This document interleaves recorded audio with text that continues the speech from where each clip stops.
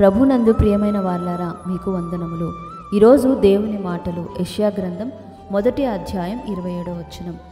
సియోనుకు న్యాయము చేతను, తిరిగి వచ్చిన దాని నివాసులకు నీతి చేతను విమోచనము కలుగును. ప్రియమైన వారలారా, మనలను సత్యవాకుతో నడిపించుచున్న తండ్రి కుమార పరిశుద్ధాత్మ దేవునికే సమస్త మహిమా ఘనత కలుగునుగాక. చదవబడిన వాక్య భాగంలో విమోచనము కలుగును అని చదువుచున్నాం. సియోనుకు విమోచన అనున్నది న్యాయం వలన, నీతి వలన విమోచన కలుగును అని చెప్పబడింది. యూదా రాజుల దినములలో ఇశ్రాయేలీయులు పూర్తిగా దేవుని విసర్జించారు. ప్రతి ఒక్కరూ నడినెత్తిన వ్యాధి కలిగి వారి గుండె బలహీనమై ఉన్నది.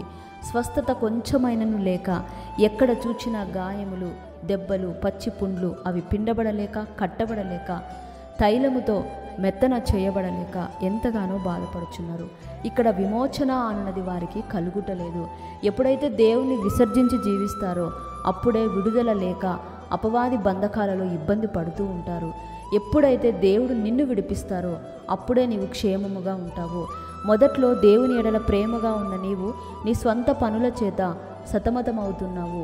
దేవుని పనుల ఎడల నీకు ఆసక్తి తగ్గినది గనుక ఈరోజు నీవు అనేక సమస్యల చేత ఉన్నావు అంటే నీవు నిజముగా దేవుని కార్యములను విడిచిపెట్టావు, పట్టుదలతో ప్రార్థించటలేదు.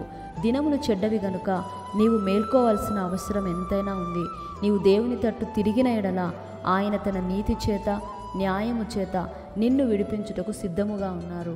కానీ నీ పాత జీవితమునకు స్వస్తి చెప్పి నీ జీవితంలో నూతన అధ్యాయంను ప్రారంభించమని ప్రభు చెప్తున్నారు.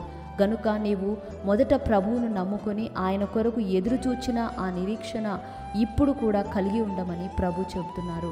నీవు ఆయన యొద్దకు తిరిగి వచ్చిన తర్వాత మరలా ఆయన ప్రేమతో నిన్ను ఆహ్వానించుచున్నారు. నిన్ను బాగు చేసి పడిపోయిన నీ స్థితిని తిరిగి ఆయన గొప్పగా కట్టెదనని ఈరోజు ప్రభు వాగ్దానం చేస్తున్నారు. గనుక ఈరోజు ఏ విషయంలో దేవునికి దూరం అయ్యావో తెలుసుకొని మరలా ఆయనను విడిపించమని నీవు వేడుకొన్నట్లయితే ఆయన నీతి నిన్ను నిలవబెట్టుచున్నది. ఆయన న్యాయము నిన్ను ఆవరించి నిన్ను నీ వారిని విడిపించుచున్నది. ఆమెన్. Praise the lord. ప్రియమైన సహోదరి సహోదరులారా, ప్రభు అయిన యేసుక్రీస్తు నామంలో మీ అందరికీ నా హృదయపూర్వక వందనాలు. ప్రియమైన వారులారా, ఈ వాక్యము ద్వారా దేవుడు మీతో మాట్లాడుచున్నారని నమ్ముచున్నాను. మా ఛానల్ని వీక్షిస్తున్న వారు ఛానల్ని సబ్స్క్రైబ్ చేయండి, ఇతరులకు ఫార్వర్డ్ చేయండి. తద్వారా ఎందరో ఆత్మీయ మేలులు పొందెదరు. మీ ప్రార్థనా అవసరతలు కామెంట్ సెక్షన్లో తెలియచేయగలరు. మీ అందరి కొరకు తప్పకుండా ప్రార్థించెదము.